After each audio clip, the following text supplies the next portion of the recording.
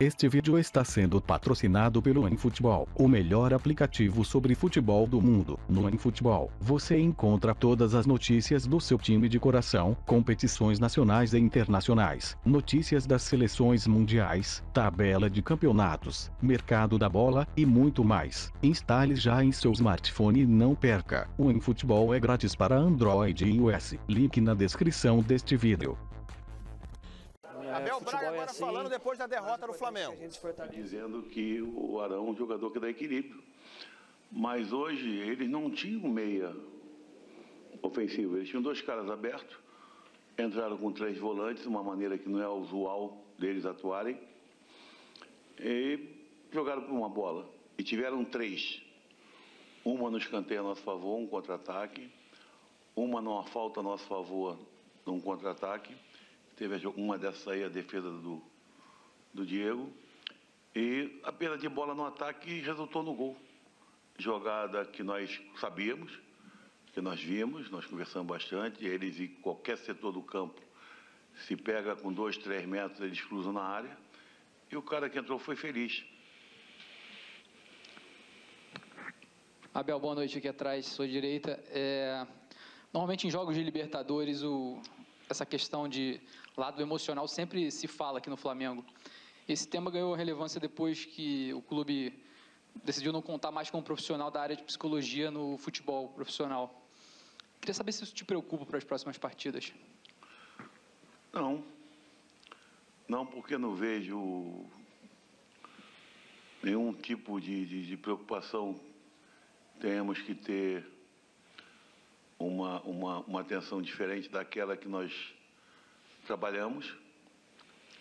É um grupo excelente de trabalho e uma equipe que hoje, por acaso, o adversário tem mérito. Eles defenderam muito bem, eles compactaram muito bem, tentaram uma bola. Analisar depois no resultado é fácil. Agora é uma equipe que não perde a 10 jogos. Então, é claro que a expulsão, ela pesou, né? Num jogo aí muito recente, com a expulsão do Bruno, nós conseguimos o resultado que interessava. Hoje tentamos, ainda tivemos mais 2 oportunidades, mas não conseguimos. E a vida vai seguir, cara. Nós temos que reconhecer que se tivemos um pouco abaixo, principalmente em alguns aspectos individuais, é porque tem mérito do adversário. Abel, boa noite. Aqui. Ainda sobre a primeira troca, mas falando do time, você não acredita que mudou muito a estrutura dentro da partida? O Bruno Henrique indo para centroavante, o Gabigol para o lado, o Everton Ribeiro descendo pelo meio, dentro de um jogo muito difícil. Como você enxergou isso? Porque a bola estava chegando muito na área. Você também enxergou isso, não enxergou? Então, e com o Gabigol é um pouco complicado você fazer o gol de cabeça. A bola, se não for o cruzamento por baixo, o que foi pedido, ele fez o gol e foi... Não, o Bandeira deu impedimento. Mas tu vê, foi um cruzamento no chão. E o Bruno, depois que passou para o atacante, justamente pela impulsão que tem, nós temos uma jogada, né, que a gente é acostumado a fazer com Everton e ele chegou a encostar em 2 bolas e por pouco não fez o gol. Então, o Everton Ribeiro, nesses jogos aí, segunda derrota do ano, já tem jogado por dentro. O Diego já tem ido para trás. Às vezes só o Diego entra, o próprio Everton entra, o Arrascaeta. O Bruno tanto faz lado esquerdo como lado direito, assim como o Vitinho, e faz atacante. E é o jogador de melhor impulsão que nós temos a nível ofensivo. Por isso a entrada dele ali, porque a bola estava cruzando várias vezes e os zagueiros estavam tendo até uma certa facilidade. Abel, boa noite. É de se destacar, numa circunstância de adversidade como a de hoje, ou até mudança de jogo, a não entrada do Arrascaeta. Queria saber em qual conjuntura você acha ideal para a entrada dele. Não, eu acabei de falar, cara. Eu acho que o futebol, a oportunidade, ela vem, ela aparece, e vai chegar o momento dele, né? Eu vi uma equipe há 10 jogos sem perder, liderando o nosso grupo. Tem momento que vai entrar, tem momento que não vai. Por exemplo, no jogo passado ele decidiu para nós, foi muito bom. Mas ainda falta um pouquinho de entrosamento, ele jogar por dentro do campo, porque no Cruzeiro jogava de forma diferente.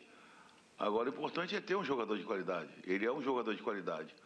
Hoje, até por causa da expulsão, eu acho que não cabia. Senão, ele ia ter que entrar como segundo volante. Naquele momento, né, com um jogador a menos e perdendo a partida, não valia. Né? Eu ia ficar mais defensivo. Eu ia ficar com menos jogador de choque na frente para puxar contra-ataque. Abel, boa noite, é um prazer falar com você. Detalhe que você não tem nem tempo de ingerir essa derrota. O Flamengo está em segundo lugar.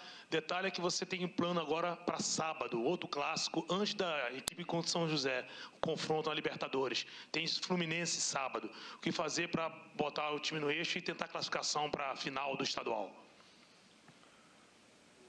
Olha, é um pouco atípico, né? O Fluminense também jogou hoje.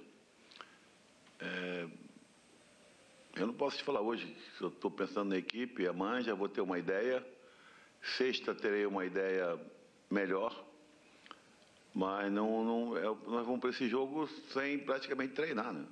Assim como fará o Fluminense. Não dá. Eu sei que é um jogo decisivo, nós temos a vantagem do empate, vamos pensar naquilo que é melhor, né? Hoje é impossível. Ainda mais porque nós tivemos que lutar muito, mais uma vez, com um jogador a menos.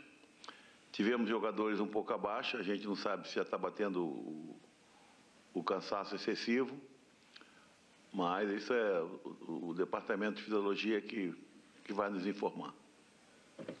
Oi, Abel, aqui à tua direita. Queria saber de você o seguinte, depois que teu time ficou com 10... você já tinha mexido no Arão e depois colocou o Uribe. E o Flamengo leva o gol no final. Eu queria saber se você chegou a pensar que o empate era um bom resultado, vide que mantinha, no caso, a distância para o Peñarol, ia manter no caso porque o Peñarol não ia vencer o jogo, e evitaria que o Flamengo agora vai ter a obrigação, pelo menos, de pontuar fora do Rio de Janeiro, ou em Quito, ou lá no Uruguai. Você chegou a pensar que o empate poderia ser um fator positivo para o teu time? É claro, porque não é um jogo, inclusive eu falei para os jogadores, não é um jogo de mata-mata. Só que foi trocado um atacante por outro. O Uribe entrou no lugar de um atacante. Nós não podíamos ali botar a bunda lá atrás e começar a botar volante, porque o resultado não serviu. Porque se é o contrário... mexeu bem. Se tomou o gol, mexeu mal. Isso é o que norteia, né, os comentários em cima de resultado. Mas eu vou sempre mexer de acordo com a minha consciência, porque eu trabalho com os jogadores diariamente e eu sei aquilo que eles podem me dar. Hoje, por exemplo, vocês podem nem ter visto dessa forma.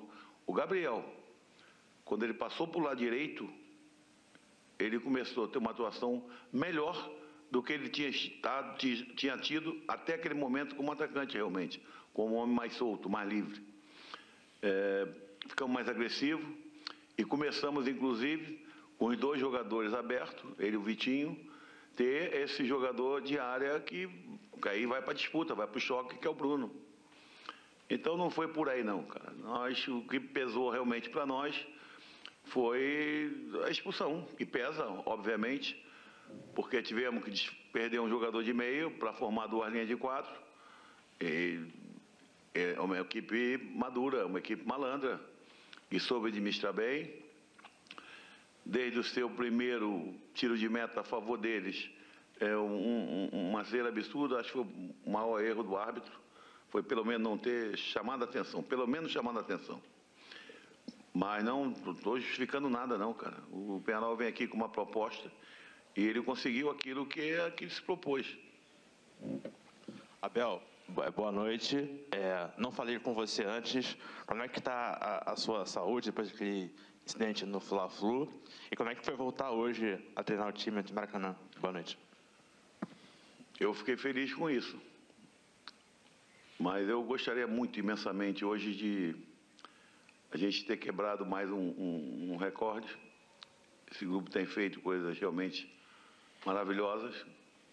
Não foi possível, porque 3 vitórias consecutivas para nós seria de uma importância muito grande, principalmente a nível de classificação. Mas lá o jogo é diferente. Não tenha dúvida, lá eles têm que sair, eles têm que desfazer um pouco, né, esse espaço entre as linhas, eles têm que atacar mais, porque a torcida do Penharol lá empurra, como empurra aqui a do Flamengo. Então, vamos pensar em sábado e depois, quinta-feira, tentar conseguir mais um resultado, porque isso não vai nos abalar, não, cara. Sinceramente, não vai. O importante agora é os jogadores terem consciência de que não adianta querer ser herói, né, no sábado. Tem que ir aquele que está bem, porque é um jogo importante, o jogo que leva a uma final. E depois a gente pensa no São José. Obrigado, professor. Obrigado, Diego. Boa noite, senhores. Palavra do técnico Abel Braga depois da derrota do Flamengo em casa, no Maracanã, 1-0. O Flamengo foi derrotado pelo Penharol, com 67 mil quase torcedores presentes essa noite no Maracanã. Diga, Fábio Sormani. Então é o seguinte, que a situação do Flamengo... Primeiro, o Flamengo não é líder do grupo. O líder é o Penharol. O Penharol tem 5 gols a favor, 2 contra e tem um saldo de 3. O Flamengo marcou 4 vezes e sofreu 2 gols, tem um saldo de 2. Portanto, o líder do grupo D é o Penharol, não é o Flamengo. Segundo, a situação não é tão confortável assim, não. Na próxima rodada, eu estava vendo aqui a tabela, o Flamengo vai receber o São José, que é, como gosta de dizer o Mano, é o bônus round do grupo. Todo mundo deve ganhar dele em casa. Então o Flamengo recebe e dos atuais 6 pontos pularia para 9 pontos. O Penharol recebe a LDU. Digamos que o Penharol vença, que vai a 12. Na rodada seguinte, e o LDU para com 4. Na rodada seguinte, a LDU recebe o Flamengo. E se ainda vencer, viva, né? Precisando vencer. Claro, vencendo vai a 7. O Flamengo está com 9. O Penharol vai jogar com o São José em Oruro. Digamos que empate o jogo. Já vai para 10. E na última rodada, a LDU recebe o São José.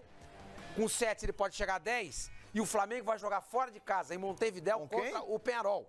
Que pode estar precisando de pelo menos um empate para se classificar. Ou seja, essa derrota do Flamengo hoje pro Penharol no Maracanã, as pessoas não se aperceberam ainda. É uma derrota muito complicada, que complica demais o Flamengo na chave. Complica demais a situação do Flamengo no grupo D.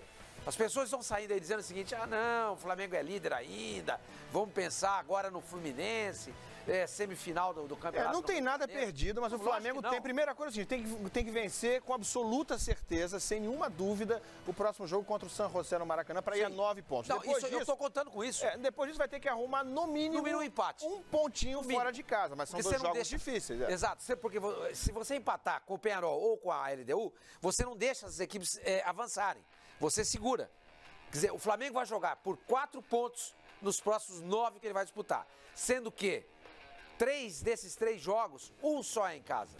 2 fora, contra a LDU, que tem altitude, e contra o Penharol, de quem o Flamengo perdeu agora há pouco no Maracanã. Deu uma complicada na situação do Flamengo mesmo. Agora vamos continuar falando da derrota.